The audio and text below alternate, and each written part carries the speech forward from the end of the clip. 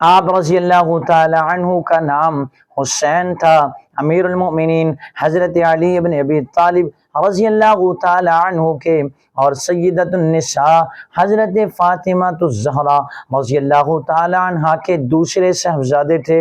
رسول اللہ صلی اللہ علیہ وسلم اور ام المؤمنین حضرت خدیجہ رضی اللہ تعالی عنہا کے پیارے نواسے تھے۔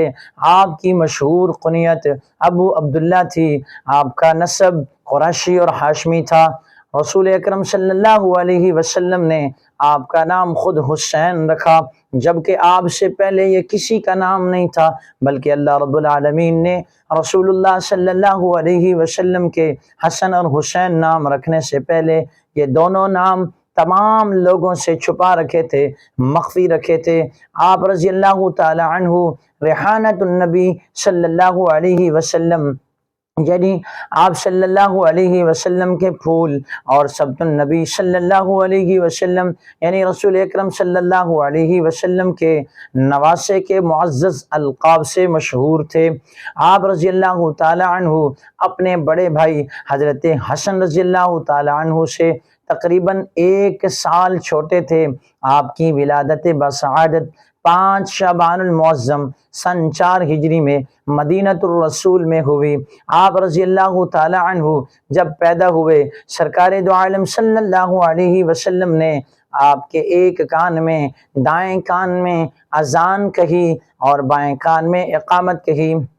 رسول اکرم صلی اللہ علیہ وسلم نے اپنے مبارک لعاب دہن سے آپ رضی اللہ تعالی عنہ کے منہ میں گھٹی ڈالی، چنانچہ آپ صلی اللہ علیہ وسلم نے حضرت امام حسین رضی اللہ تعالی عنہ کا 7ویں دن عقیقہ کیا، اور حضرت فاطمہ الزہرا رضی اللہ تعالی عنہ نے حضرت محمد صلی اللہ علیہ وسلم کے حکم سے حضرت امام حسین رضی اللہ تعالی عنہ کے سر کے بال مونڈے اور ان بالوں کے وزن کے بقدر چاندی صدقہ کی۔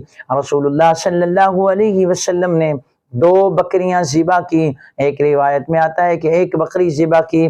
اس سے پتہ چلتا ہے، اس سے معلوم ہوتا ہے اگر کسی شخص کی بچہ پیدا ہو اور وہ شخص 2 بکریاں ذبح کرنے کی طاقت نہیں رکھتا، 1 بکری ہی ذبح کر لے تو اس سے عقیقے کی سنت ادا ہو جائے گی۔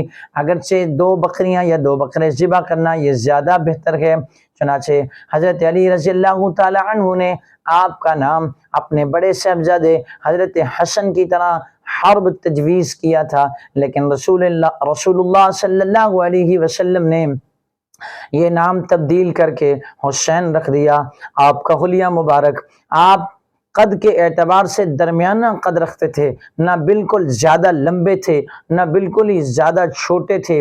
آپ کی پیشانی کشادہ تھی، آپ کی داڑھی گھنی تھی، آپ کے کندھے بڑے اور اعتدال والے بڑے تھے اور مضبوط ہڈیوں والے تھے، اور آپ کے ہاتھوں کی ہتھیلیاں اور آپ کے پاؤں کے تلوے قدرے کشادہ تھے۔ آپ کے بال گھنگریالے تھے۔ آپ اپنی داڑھی مبارک میں وسمہ کا خضاب لگاتے تھے۔ وسمہ ایک بوٹی ہے جس کے پتوں سے بالوں کو سیاہ کیا جاتا ہے، یا بقول بعض سیاہی مائل کیا جاتا ہے۔